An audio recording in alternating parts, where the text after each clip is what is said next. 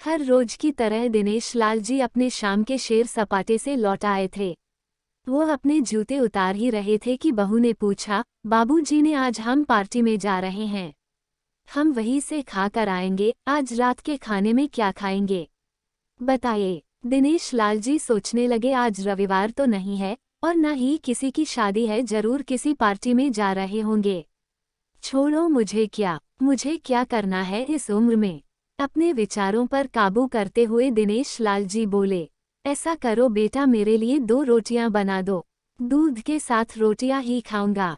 बहू तुरंत बोल उठी, बाबूजी सुबह ही जो बनाई थी उनमें से 2 रोटियां अभी भी बची हुई है, अगर आप।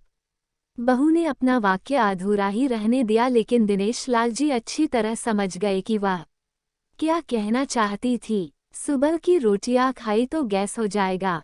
सुबह भी बहू ने मसाले वाली सब्जी ही बनाई थी, जिसके चलते अभी तक खट्टी डकारें आ रहे हैं, और इस उम्र में पेट को संभालना मतलब किसी बिगड़े हुए बच्चे को संभालने से भी ज्यादा कठिन काम। बाबूजी बहू से बोले, नहीं बेटा, इस उम्र में सुबह की रोटी या नहीं खा सकता। तुम्हें थोड़ी तकलीफ होगी, लेकिन मेरे लिए 2 ताजी रोटी बना दो। बहू को बहुत गुस्सा आया। वो गुस्से में ही बड़बड़ाते हुए उठी, अब 2 रोटियां बनाओ या 10 काम तो उतना ही बढ़ेगा। आटा गूंदो, रोटियां बनाओ, किचन और बर्तन साफ करो। इन्हें क्या है, इन्हें सिर्फ ऑर्डर देना है, काम तो मुझे करना पड़ता है ना। बस दिन रात इनकी ही सेवा करते रहो। बहू के बोल दिनेश लाल के गानों पर पड़ रहे थे। हे भगवान, सिर्फ 2 रोटियां बनाने में इतनी तकलीफ। मैंने कोई 5 पकवान तो मांगे नहीं थे। उन्हें बहुत गुस्सा आ गया, लेकिन गुस्सा वहाँ किया जाता है जहाँ कोई सुनने वाला हो। उन्होंने अपना गुस्सा निगल लिया। अब तो उन्हें जितनी जल्दी गुस्सा आता था उससे जल्दी चला भी जाता था। दिनेश लाल जी को अपनी पत्नी की बहुत याद आई।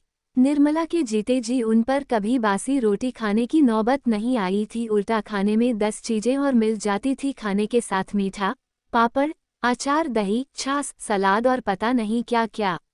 दिनेश जी को बहुत बुरा लग रहा था। रहने दो बहू, में सुबह की रोटी ही खा लूंगा। फिजूल में तुम्हें तकलीफ होगी, और वैसे भी तुम्हारे हाथों की रोटी बहुत मुलायम होती है, मुझे चलेगा। मेरी वजह से तुम लोगों को देर नहीं होनी चाहिए। बहू को तो सोने से पीला मिल गया। वह अपने आवाज मीठी करते हुए बोली, बाबूजी आप चाय लेंगे क्या? दिनेश लाल जी अपने चाय पीने की इच्छा को दबाते हुए बोले, वैसे कोई खास इच्छा नहीं है चाय पीने की, मगर तुम अपने लिए बना रही हो तो मेरे लिए भी थोड़ी बना देना। हाँ बाबूजी, मैं अपने लिए बनाने वाली हूँ, आपके लिए भी बना देती हूँ। बोलकर बहू रसोईघर के अंदर चली गई।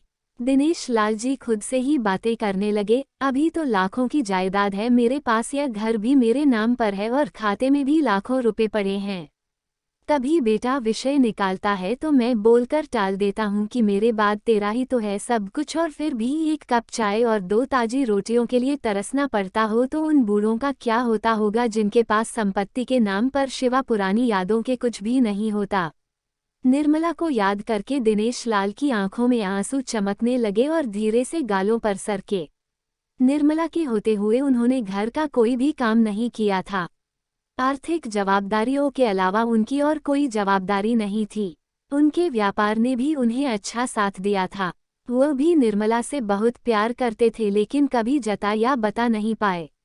वो यह सच्चे दिल से मानते थे कि निर्मला उनकी किसी पूर्व जन्मों के पुण्य का फल है, लेकिन जिंदगी की भाग दौड़ में वह निर्मला की मन की इच्छाएं पूरी कर ना सके।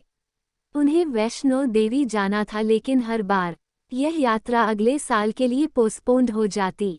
घर बार और संसार की जिम्मेदारियां संभालते संभालते कब उनकी इच्छाएं उन्हीं चली गई पता ही नहीं चला।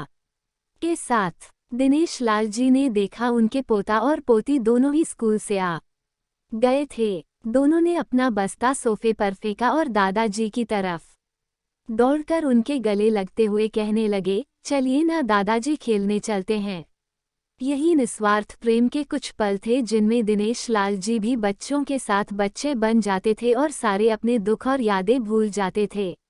वो कुछ बोल पाते उससे पहले ही बहू ने कहा, चलो छोड़ो दादाजी को, हमें पार्टी में जाना है, जल्दी से आकर तैयार हो जाओ, पापा भी आते ही होंगे। दोनों ही बच्चे दादाजी को छोड़ मम्मी की तरफ भागे। उनकी पोती 7 साल की थी और पोता 5 साल का था।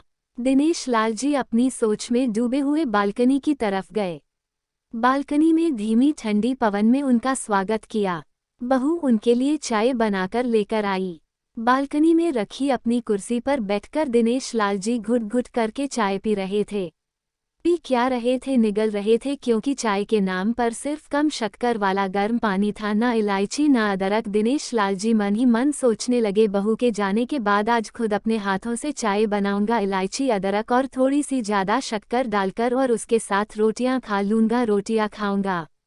रोटियों की याद आते ही उनका मुंह फिर खट्टा हो गया। चाय खत्म होने पर खाली कप लेकर वह किचन में रखने गए तो वहां देखा कि बहू और बच्चों का कप धोखे पड़ा था। उन्होंने भी अपना कप धोकर रख दिया और अपनी डायरी लेकर बालकनी में आ गए। बालकनी में बैठे बैठे उनकी नज़र सूखी हुई तुलसी के पौधे पर गई। उन्होंने एक लोटा पानी लाकर उसमें डाल दिया। कुछ मिनटों बाद ध्यान से देखने पर उन्हें पता चला कि सूखे हुए तुलसी के पौधे में नई कुपले जैसे मुस्का रही हो। तुझे याद आया कि निर्मला हर सुबह तुलसी को पानी और शाम को दिया दिखा दी थी। अब तो शाम को ना तुलसी को ना ही भगवान के मंदिर में दिया जलता है। पता नहीं कितने संस्कार, इतनी अच्छी आदतें निर्मला अपने साथ ले गई थी। दिनेश लाल आसमान की तरफ देखकर बोले, शकुंतला, मुझे और इस घर को अभी तुम्हारी जरूरत थी। तुम क्यों हमें छोड़कर चली गई? तुमने मुझे धोखा दिया। तुमने हमेशा साथ रहने का वचन तोड़ दिया। तुम मुझे अकेला छोड़कर चली गई। दिनेश लाल की आंखें भर आई। पापा, इतनी ठंडी हवाएं बह रही है और आप है कि बालकनी में बैठे हैं, अंदर आ जाइए, नहीं तो बीमार हो जाएंगे। बेटे ने दिनेश लाल जी से कहा। बेटा, बहू और पोता पोती सब तैयार होकर पार्टी के लिए निकल रहे।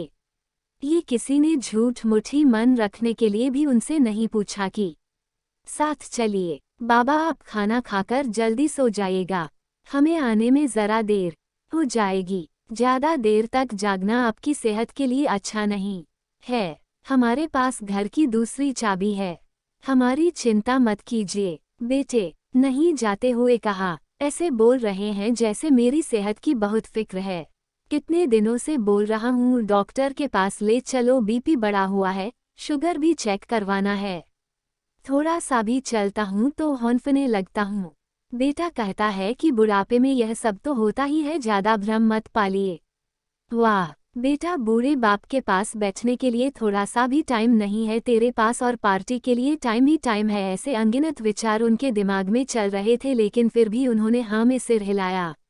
सभी पार्टी में चले गए। दिनेश लाल जी हॉल में रखे कुर्सी पर आकर बैठे। खाना खाने की अभी कोई इच्छा थी नहीं, इसलिए टीवी चालू की। आज वैलेंटाइन डे था, प्यार का दिन, इसलिए टीवी पर भी उसी के बारे में दिखा रहे थे। दिनेश लाल जी की नज़र पास में रखे अपनी पत्नी की फ्रेम पर गई, जिसने लाल कलर की साड़ी पहन रखी थी। प्यार तो उन्होंने भी खूब किया था, निर्मला जी से पूरी जिंदगी किया था, जी जान से किया था, लेकिन कभी बोल नहीं पाए। टीवी पर दिखा रहे थे, लोगों ने लाल कपड़े पहन रखे थे, हाथों में लाल फूलों के गुच्छे लेकर वह ग्रीटिंग कार्ड्स की खरीदी कर रहे थे। पता नहीं दिनेश लाल जी के मन में क्या आया, उन्होंने अपने पैसों का बटवा लिया और निकल पड़े। निर्मला जी के याद में चलते चलते वो एक आइसक्रीम पार्लर के पास पहुंचे। उनको श्वास चढ़ गया था, उनके सांसों की गति तेज हो गई थी। आइसक्रीम पार्लर के पास एक कुर्सी पर वह आकर बैठे, तभी वहां पर एक छोटी बच्ची आई जो गुब्बारे बेच रही थी। बच्ची बोली, दादाजी गुब्बारे लोगे क्या? इतने ही बचे हैं, बिक जाएंगे तो जल्दी घर चली जाऊंगी। दिनेश लाल जी ने देखा 10-12 रंग बिरंगे गुब्बारे थे। उन्हें याद आया कि निर्मला जी को भी गुब्बारे बहुत पसंद थे, लेकिन अब गुब्बारे लेकर क्या करूं? उन्हें बच्ची की आंखों में सच्चाई और आशा दिखी। उन्होंने 200 रुपये दिए और सारे गुब्बारे खरीद लिए। उन्हें फिर से निर्मला जी की याद आई, क्योंकि वह भी घर से निकलते समय हमेशा थोड़े एक्स्ट्रा पैसे लेकर निकलती थी और किसी ना किसी जरूरतमंद की मदद किया करती थी।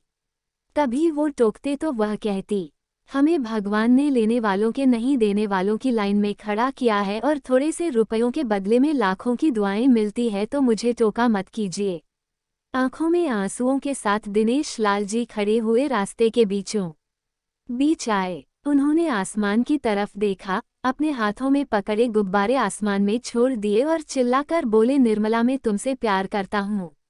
उनके सांसों गति बढ़ गई, उनका शरीर लड़खड़ाया और जमीन पर धड़ से गिर पड़े। आसपास के लोगों को कुछ भी पता चल पाए उससे पहले ही दिनेश लाल जी ने इस मोह माया की दुनिया को अलविदा कह दिया।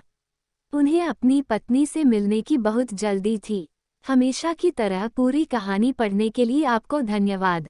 यह